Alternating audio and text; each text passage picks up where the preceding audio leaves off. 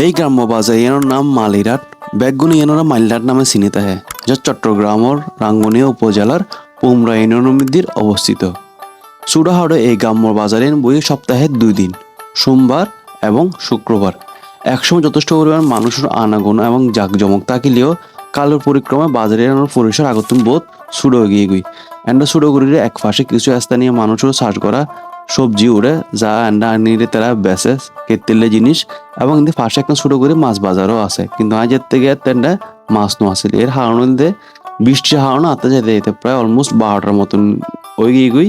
এতে কিন্তু বাজার প্রায় শেষ হয়ে গিয়ে গই। এই মাইলেট বাজারের মধ্যে বেশ কিছু গ্রোসারির দোকান আছে, এর পাশাপাশি আছে ওষুধের দোকান এবং নিত্য প্রয়োজনীয় জিনিসের দোকান আছে, এনে বেশ কিছু সার দোকানও।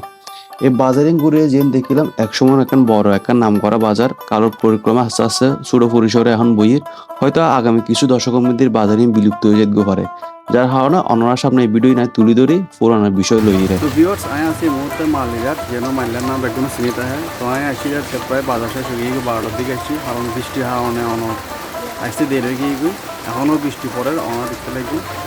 তো ইনশাল্লাহ অন্য এক সময় ওনারা মালিয়াটের উপর সম্পূর্ণ ভিডিও দিয়ে চেষ্টা করবি।